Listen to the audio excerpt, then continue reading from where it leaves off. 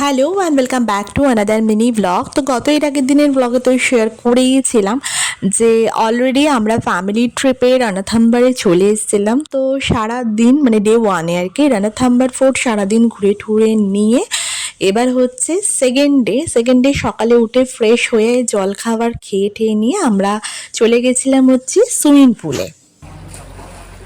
Video করছো?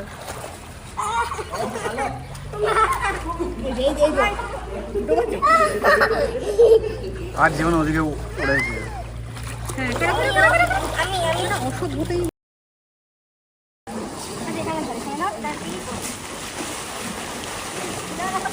তো স্নান টান করে ফ্রেশ ট্রেশ হয়ে আমরা বেরিয়ে পড়েছিলাম হচ্ছে সাফারির উদ্দেশ্যে। বাট যে কোনো কারণে হোক আমাদের সাফারিটা করা হয়নি।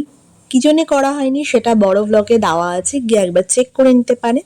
তারপরে আমরা চলে গেছিলাম আশেপাশে সাইট সিনগুলো করতে। কোথায় কোথায় গেছিলাম সেটাও বড় ব্লগে শেয়ার করা আছে। তো গেছিলাম হচ্ছে গেছিলাম হচ্ছে কারওয়া চৌথ মাতার মন্দিরে। তো মন্দিরটা টাইপ অফ অনেকটা বৈষ্ণোদেবীর মতন ছিল। তো যাই হোক মন্দিরের ঠিক এতটা লম্বা সিঁড়ি ছিল। তো মন্দিরে গিয়ে দর্শন করেছিলাম।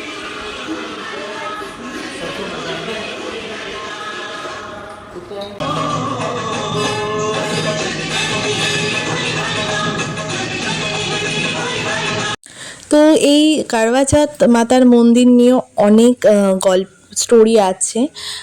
তো যাই হোক ওখানে মন্দিরে মাতার দর্শন খুব সুন্দর সুষ্ঠুভাবে কমপ্লিট করে ঠরে নিয়ে আমরা চারিদিকটা একটুখানি ঘুরে দেখছিলাম।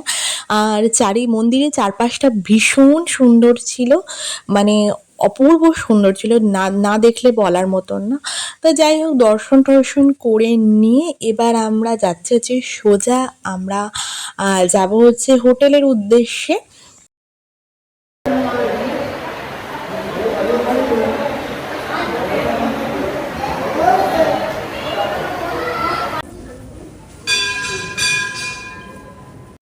তো ওখান থেকে বেরিয়ে চলে গেছিলাম হচ্ছে বালাজি টেম্পলে।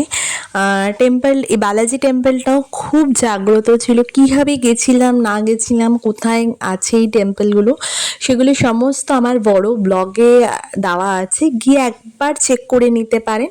তো অলরেডি আজকের মিনি ব্লগটা অনেকটাই বড় হয়ে গেছে। তো দেখা হচ্ছে নেক্সট ব্লগে। ততক্ষণের জন্য সবাই ভালো থাকবেন আর সুস্থ থাকবেন।